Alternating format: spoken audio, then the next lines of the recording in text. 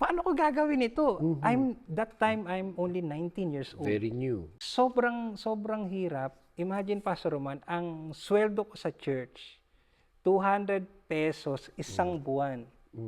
Nandun lahat, pagkain, Pamasahe. pamasahe, anything, basta 200 pesos sa loob ng isang buwan. I'm sorry, I cannot give you a visa. If I gave you a visa, 3 things you will do. 1, you will find a wife there, you will work there, and you will stay there. Paano ka na involved na talaga doon? Iyon.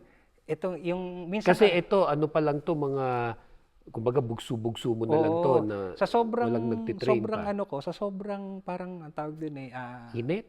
Init pa sa parang pananampalataya? passionate. Ayun, Yung passion. passionate, tama. Yung init sa pananampalataya, parang lahat gusto kong gawin sa Panginoon.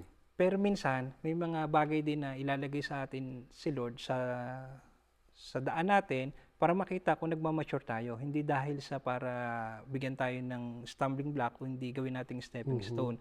So yung mga nag-aya sa akin sa church, nawala sila. At yung mga pastor na nagba-Bible study, nawala sila sa church. Ako ang natira, youth ako yung pinaka-active. Ngayon, ako ang ginawa nilang pastor. Okay. So, paano ko gagawin ito? That time, I'm only 19 years old. Very new. 19 years old and very new. And then, yung nung time na yon, sabi ko, Lord, hindi ako para dito. Hindi ko ang hirap tanggapin na ako ay magiging pastor. Sabi ko sa Pero kanila, sino nagsabi nun na ikaw na magiging pastor yung doon? yung mga sa church na natin ako doon sa barangay namin, doon sa Palapala, ako na yung pinaka-active. Tapos nawala na nga yung iba. Nawala na yung iba, kaya sabi nila, ako na lang daw. Tapos sabi ko, hindi ako pwede maging pastor. Wala akong alam, hindi ko yan pangarap maging pastor. Anyway, tapos yung pinaka-head pastor namin, si Bishop Ernie Imbien, minitap niya ako kasi nakikita na niya kung gaano ako kasipag. From dun sa amin. From 16 to 19 years old, di ba? Oo. Tapos, kahit umuulan, bumabagyo, matid ako ng church. Ang ginagawa ko pa noon, di ba naglalakad ako, wala nga akong bisikleta. Pag umuulan, bumabagyo, nagsushort ako, tapos nagbabalot ako ng plastic para hindi ako mabasa. Tapos yung binabalot ko ng plastic yung damit ko, pupunta ako sa church ko. Ang service namin ay 9, 8 o'clock, nandun na ako dahil naglakad ako. Dahil maglilinis pa ako. So pupunta ako doon ng maaga. Tapos, kinausap niya ako, sabi niya, gusto mo bang maging pastor? Sabi ko, naku po, hindi po. Feeling ko, tatamaan ako ng kidlat, hindi ako pwede maging pastor. Tsaka, That's very interesting again, because a lot of pastors also started that way. Hindi naman niya talagang inaambisyon na maging pastor, pero dahil sa naging pagkilos ng Lord sa iyong buhay, gusto mong maglingkod. yes, gusto Diba? ko lang maglingkod, Gusto pero maglingkod. ayoko ng pastor. Kung ano man yun, pwedeng ayoko tumutugtog, maging pastor. pwedeng Janitor ako, okay lang ako. janitor, Yes. nagka-campus ministry, kung ano pa, di ba? Wala ka nang pinipili. Except nga lang yung ikaw na yung magiging pastor. Di ba? Yes. Pero a lot of pastors, and even who later became bishops, actually started that way. Oh, Di ba? yes, Ganun talaga ang yes. simula nila. So, nung ito na, kinausap ka na ni Bishop, So, ayokong pumayag, pero there is one word na tinanong niya ako, sabi niya sa akin, kasi nag-ROTC ako, so alam ko yung mga military terminologies. Yun nga lang, nagkasakit ako kaya hindi natuloy. So, tinanong niya ako, sabi niya, kung magiging sundalo ka, anong gusto mo? Private or general? Sabi ko, general, kasi may rango, tapos basta, yung, alam mo na. Tapos, basta sinagot ko, general. Sabi niya sa akin, kung gusto mo ng general, hindi ka po pwedeng general nang hindi ka nag-aral. Nag-PPMA sa Baguio ang mga general. Bigla akong... may point. May sabi point ko, siya. Oo nga, may point siya. Kaya sabi ko, o sige po, paano po? Sabi niya, huwag kang magalala.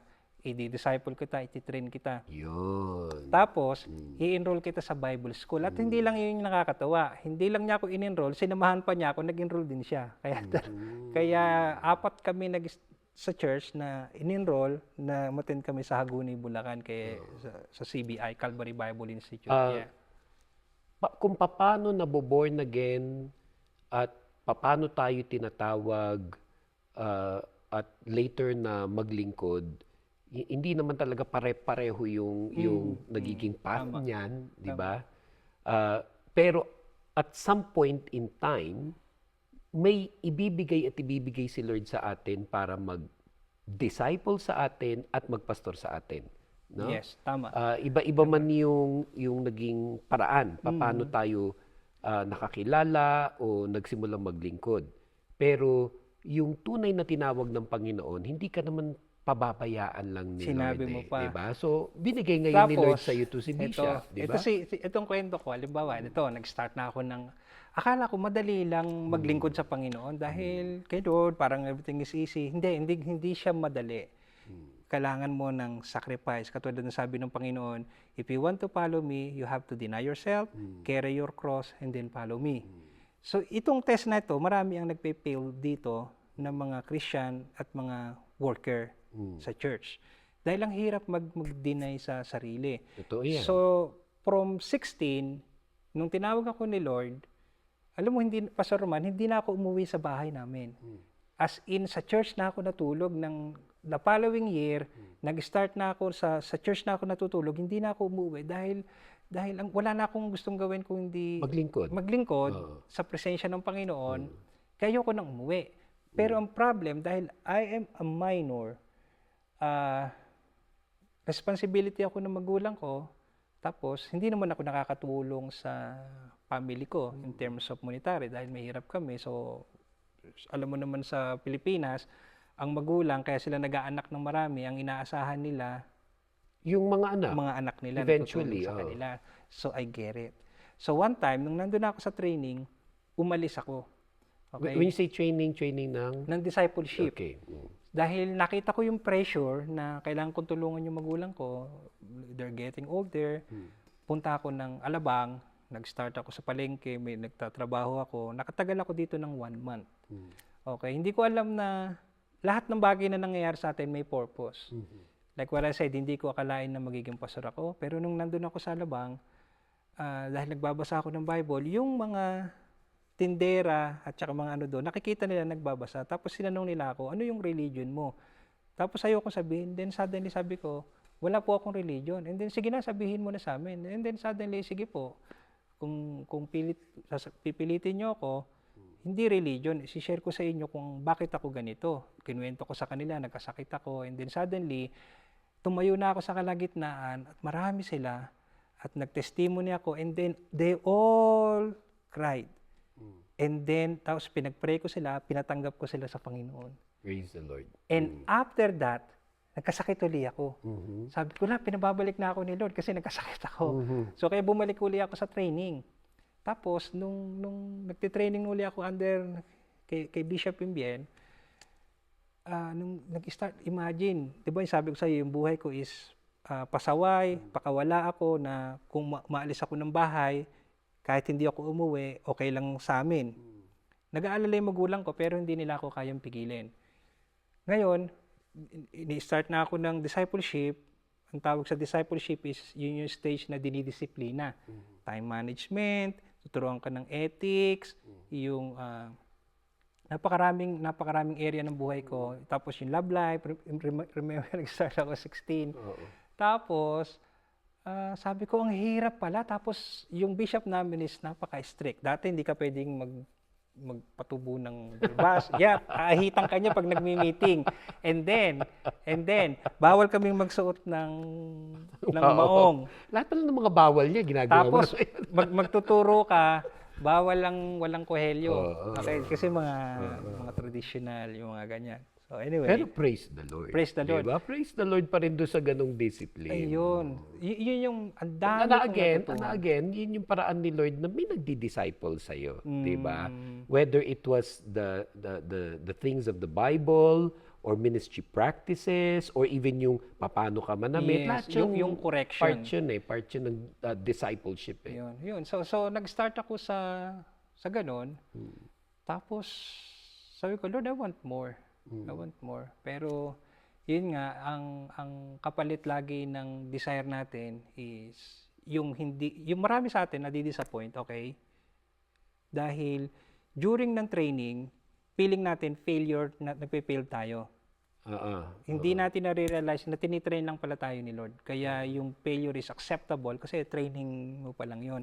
Nung nasa Philippines ako, nag-start ako yan. I was so young.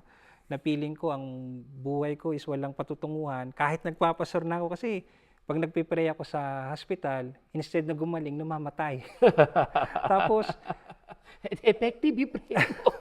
kaya, sabi ko, bakit namamatay? Hindi gumagaling, Lord. Tapos, sobrang hirap. Imagine, Pastor Roman, ang sweldo ko sa church, 200 pesos isang buwan. Nandun lahat. Pagkain, pamasahe, anything. Basta 200 pesos sa loob ng isang buwan. Tapos, ang kadalasan namin, mayroon palagi kaming siyempre mga conference, kaya hindi ako nakakapunta sa naka-attend ng kahit minsan Rise Up Philippines, kahit gusto ko na maka-attend dahil limited budget. Limited yung budget ko. So anyway. Pero that was part of your training, di ba? Na may struggle, nagsiserve, pero may struggle with financial things. No? Ang ginagawa ko ngayon na kwento na, Pastor Roman, let's say, sa 200 pesos ko, bibili ako ng instant noodles, Lucky Me. Kaya bibili ko ng Lucky Me, naging lucky ako.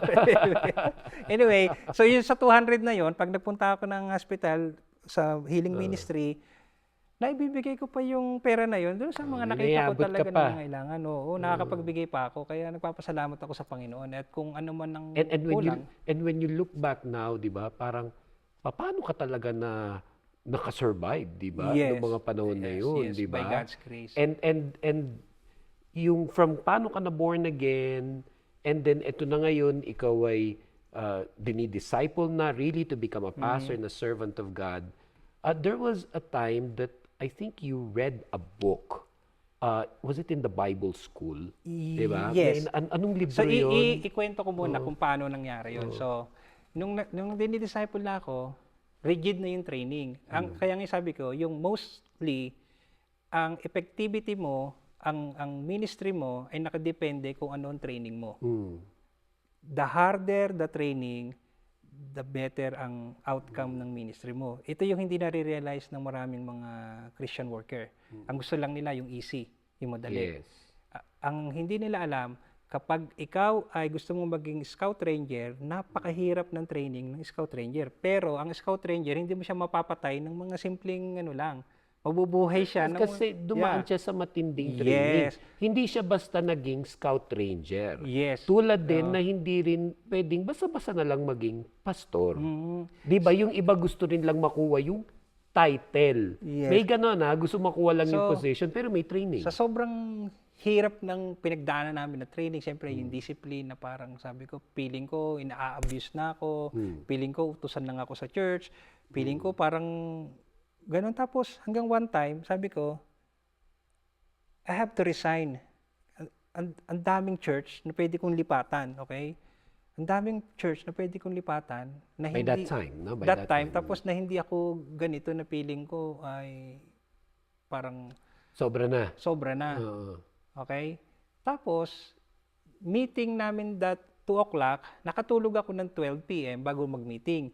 Tapos dun sa meeting namin, dun sa panaginip ko, nung nakatulog ako ng napakabilis lang na idlip, tapos nakita ko yung bishop namin, pasakay ng eroplano, tsaka ako, kumakaway kami dun sa mga taga-church. Hindi pa ako nasakay ng eroplano kahit minsan. Pero dun sa panaginip, kumakaway kaming dalawa, na nandun sa pintuan ng eroplano at kumakaway na gano'n. Bigla ako nagising, sabi ko, ano bang ibig sabihin nito? Tapos sabi sa akin ng Holy Spirit, nung nag-pray ako, kapag umalis ka sa leadership ni Pastor Ernie, hindi ka masasakay sa eroplano. Plane. Sabi ko, okay Lord, if you want me to stay, then I'll stay. So matenda ako ng meeting, then I apologize. Verbally, sinabi ko, magpapaalam na po ako dapat, ginagawa ko na yung letter ko, mag-resign ako dahil, but I choose to stay dahil sinabi sa akin ni Lord, mag-stay ako. So anyway, so itinuloy ko na yung aking ministry, Bible study, mission, tapos prayer and fasting. Kasi nga, instead na, dahil wala nga akong kinakain sa church, instead na magreklamo ako na mahirap lang ang buhay, ayoko magpastor, nagpa-fasting na lang ako. I use that opportunity na pag nakita kong Pwede. wala na akong pera, Diba? kesa Isabay mo na. magreklamo ako. Isabay mo na. So, magpe-prayer and fasting ako. Spiritually, sabi ko, Lord, sige. Basta lagi kong sinasabi, during that time, Lord, isang araw, pagpapalain mo ako. I've seen it, I read it, many Bible character, dumaan sila sa ganito, pero pinagpala mo. And dahil nga naggaling ako sa ROTC, sa training, kapag nag-start ka sa military, sa una, utos-utosan ka, binubugbog, pinipitik ang ulo, pinabibili ka ng hindi nagbibigay ng pera. That's part ng training. Ganon din sa fraternity. Kaya nung nasa leadership ako sa church, I get it. Ang lagi ko lang pinagpipray, Lord, bigyan mo ako ng lakas para hindi ako mag-quit. Matapos ko ito, talam ko isang araw, ipopromote mo ko.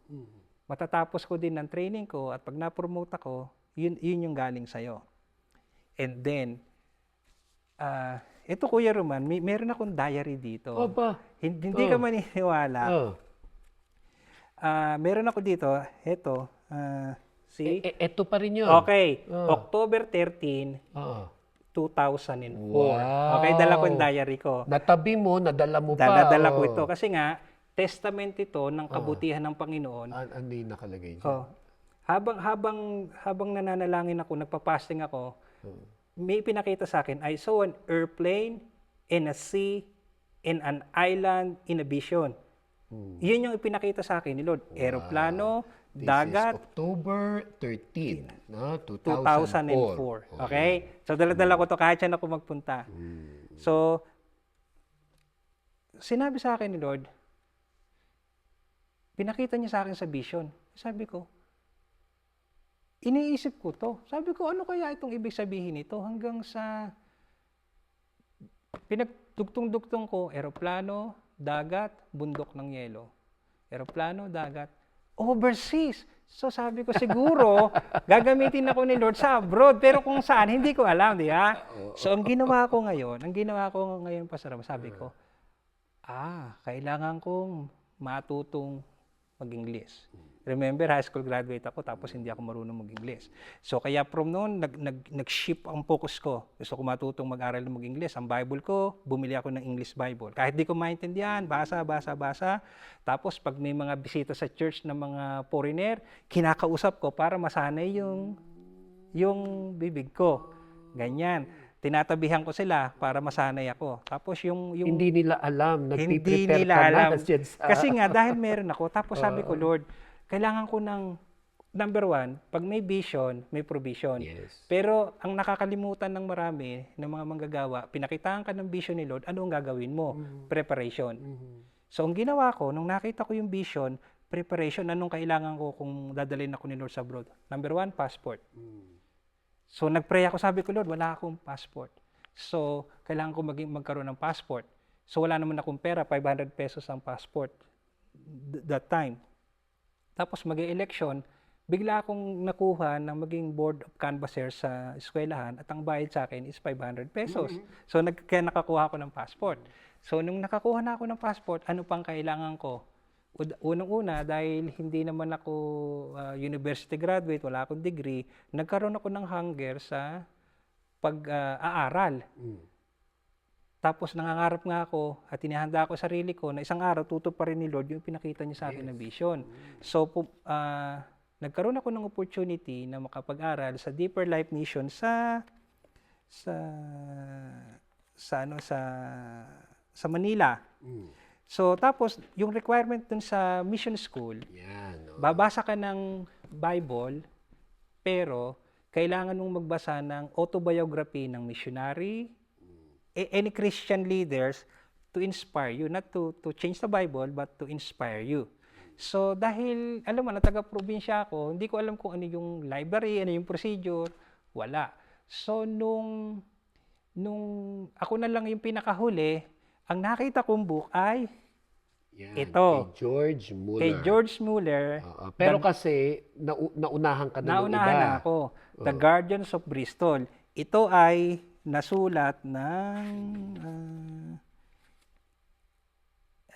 year 2000, pero yung story is 1892. Okay. Kwento yan ni George Muller Oo. na mula sa Bristol. Oo. Saan ba yung Bristol na Sa yan? England, sa UK. Sa England, sa UK. Okay. Pero ikaw ba, alam mo na ba kung saan yung lugar na yun? No? Hindi Pastor Roman. So anyway, ganito. So inis na inis ako dahil una, English pa to, tapos ancient yung book. Pero dahil requirements, nag-start akong binasa ko ito. Tapos yung binabasa ko, very interesting yung life ni George Muller kasi he's a man of faith. Pag nag-pray siya, yung answer ni Lord is instant. Tapos ang sinasabi niya, walang favorite si Lord, it's just a matter how you trust God.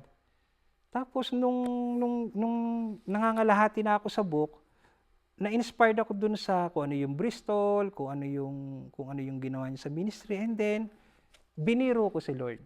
Okay. Mahirap biruin si Lord, tinutotoo niya. Sabi ko, Lord, iisa naman ng Diyos ko at ni George Muller. Dalhin mo nga ako dito sa Bristol. Okay. Okay. Dalhin mo ako dito sa Bristol. Kaya itong book na to, hindi ko na to sinuli sa library. Dala-dala ko to talaga as in. Ngayon, alam na nila, nasa na yung nawawalang libro nung library. Oo, ito.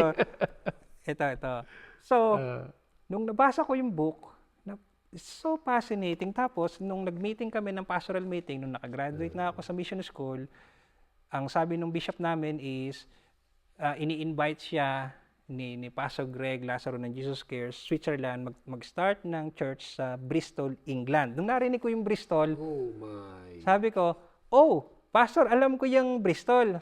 Meron akong book na nabasa about George Muller. Sinasabi ko sa kanya, pero that time, hindi sila interesado.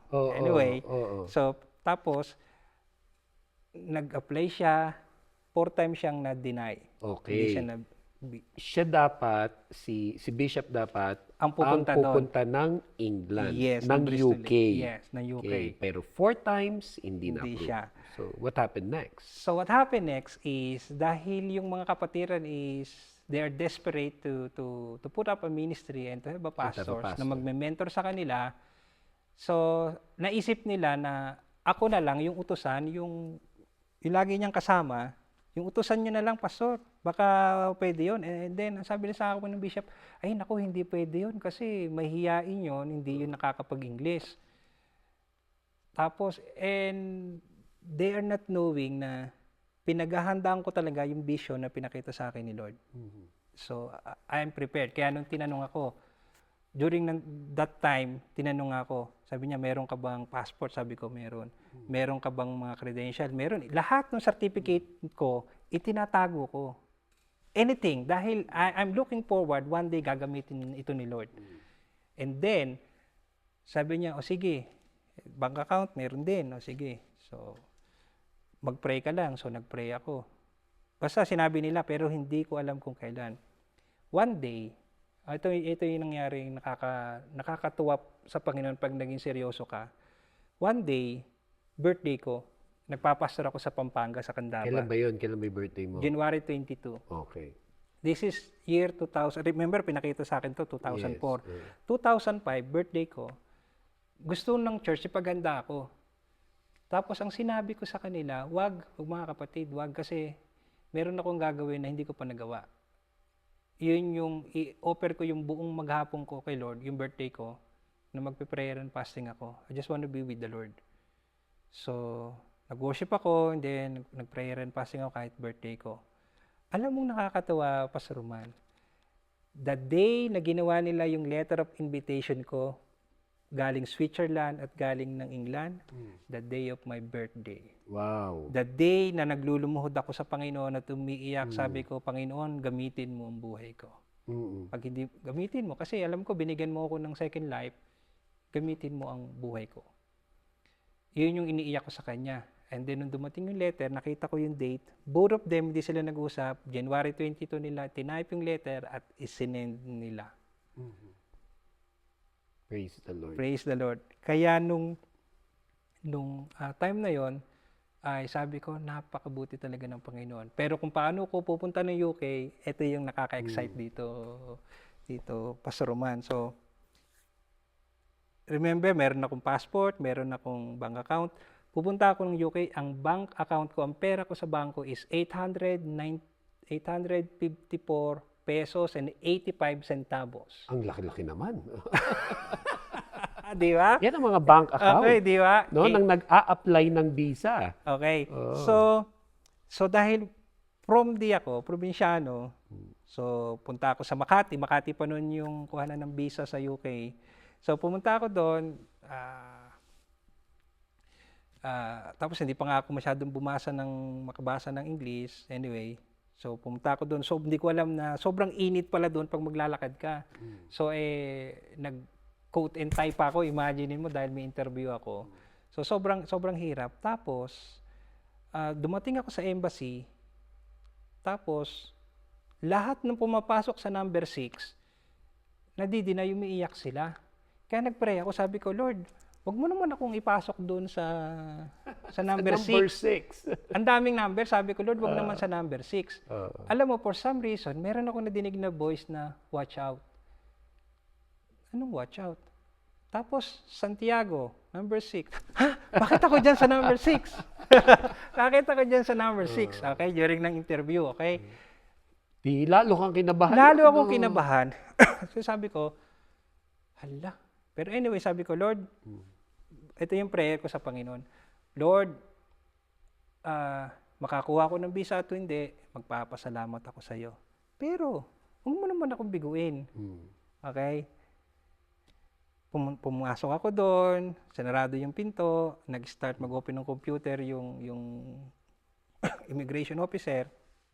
Tapos, nagtanong siya sa akin, Santiago, how old are you? 25 years old. Okay, do you have a wife? No. Do you have your own car? No. Do you have a car registration? No. Do you have a lot title? No. Do you have your own business? No. Do you have your own house? No. Do you have a spouse? No.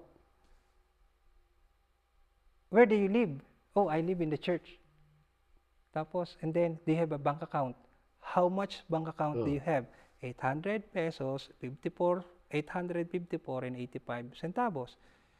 And he started to turn off the computer and he looked me in the eye and said, you are a terrible liar. You're not a pastor. You're not a pastor. I can tell you that you are not a pastor. And I looked him in the eye and said, I am a pastor. I know God called me. And said, you know what? Why you? There's so many pastors here. Why you are going to the UK? I said, I don't know. They just want me to be their pastor. And then, Ako, hindi na maganda pinatutunguhan nung interview na to. Yes. And another one is, he said, I'm sorry, I cannot give you a visa. If I gave you a visa, 3 things you will do. 1, you will find a wife there, you will work there, and you will stay there. I'm sorry. And then, I pick up my folder, and then while doing it, bumulong ako sa Panginoon. Lord, anong kaibahan ko ng mga pumasok dito at mga lumabas dito na nabigo sila at hindi sila nakakuha ng visa? Ako, servant mo ako, lingkod mo ako. Di ba sabi mo sa akin, surely your goodness and mercy will follow you all the days of your life. Lord, where is your goodness? Where is your mercy? And before I reach out the door handle, sabi sa akin, Santiago, wait. Pinatawag ka ulit. I forgot to ask, do you have a diploma in theology? I said, I have my diploma. I submitted to you the original, but I have a photocopy here. Xerox copy. And then, nung kinukuha ko dun sa folder, Pastor Roman, okay, etong ID na to, nalaglag. Okay, ano ba yung ID na yan? Ayan. Oo. Okay. So, Ito, ang ID mo ng PNP-CHS. Okay. Ano ba to? Philippine National Police Chaplain Service. Okay, meron ka niyan. 2000, issued 2004. Iba rin ang itsura mo natin.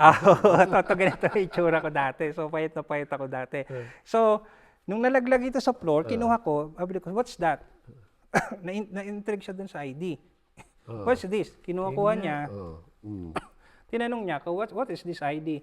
Sabi ko, I'm a chaplain and these IDs came from Camp Crame.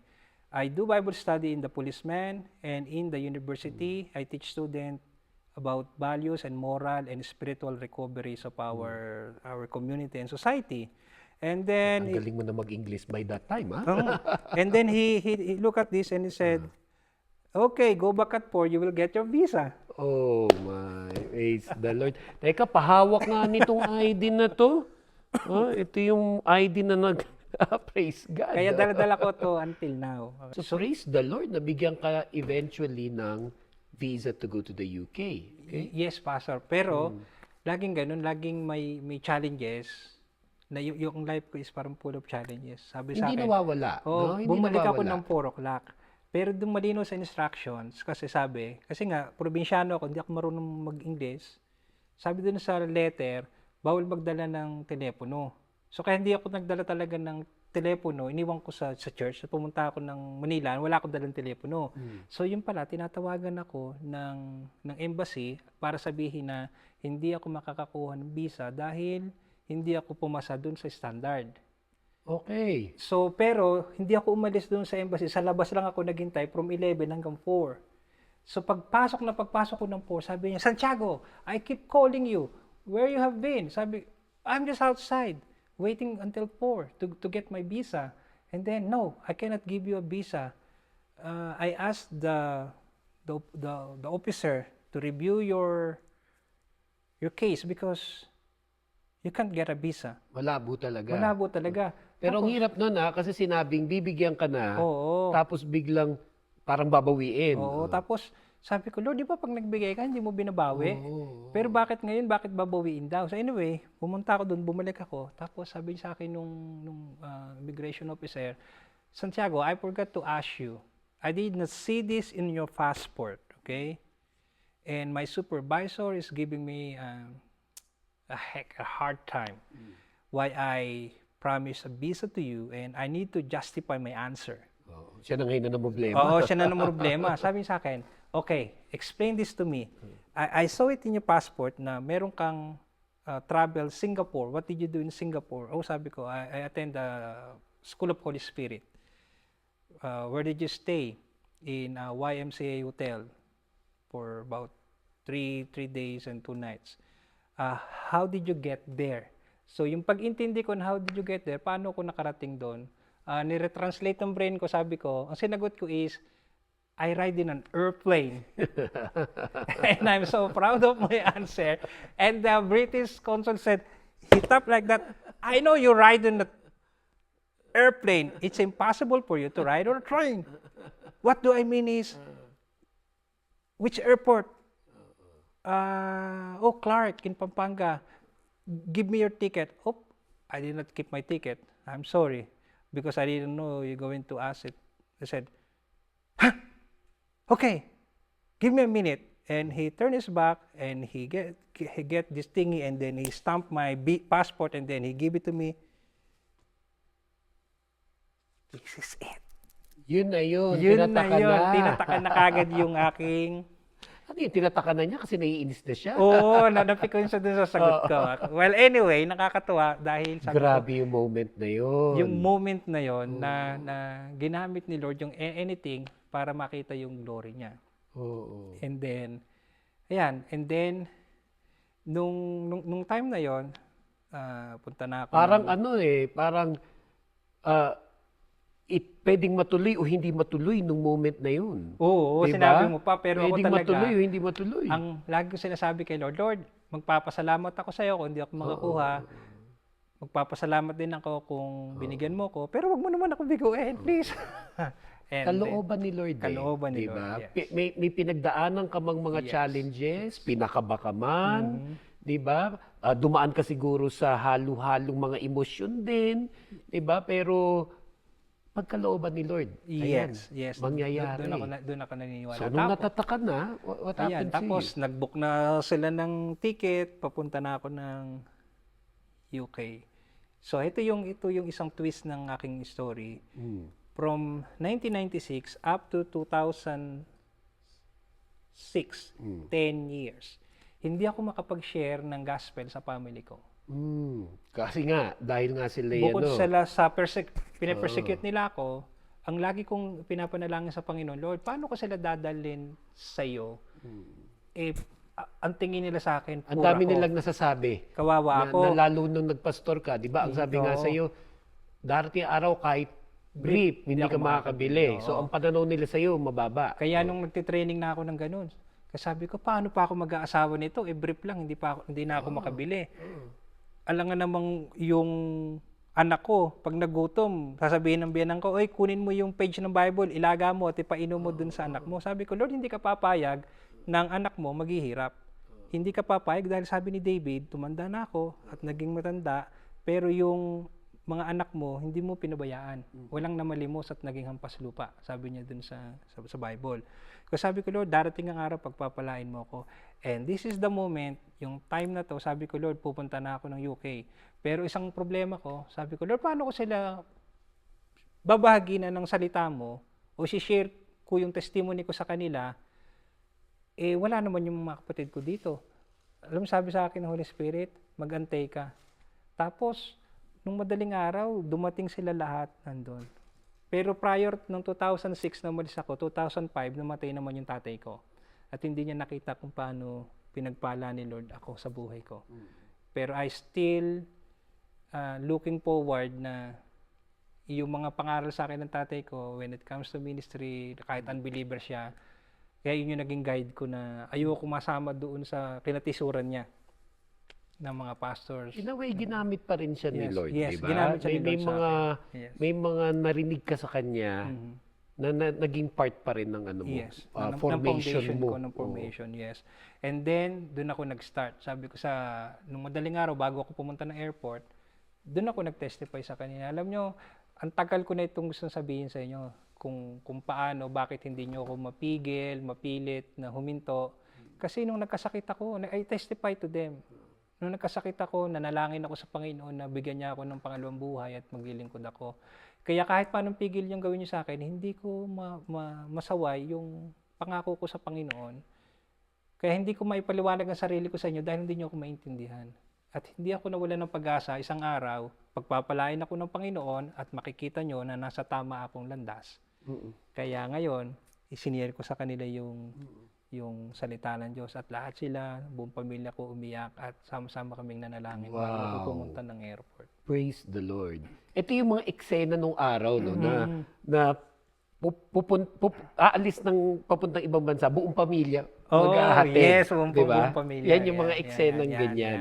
Pero in your case, it was more than that. Yes, more Because I think two things were happening there. One was yung matagal mo nang pinangahawakan Yes. na kahit ano yung nagiging hirap at challenges ng pagmi-ministry and later Tama. pagpapastor, pero meron kang pinangahawakan na darating yung araw, pagpapalain ka rin ng Panginoon, no? Yes, So, yes. eto ngayon, papunta ka na ng UK, di ba? Yes, Talagang malinaw na malinaw sa iyo papunta na na ako ng UK.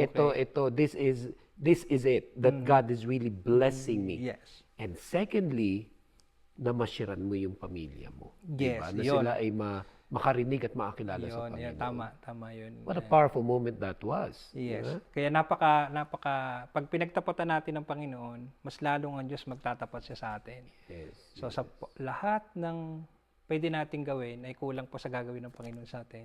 Basta unahin lang natin siya.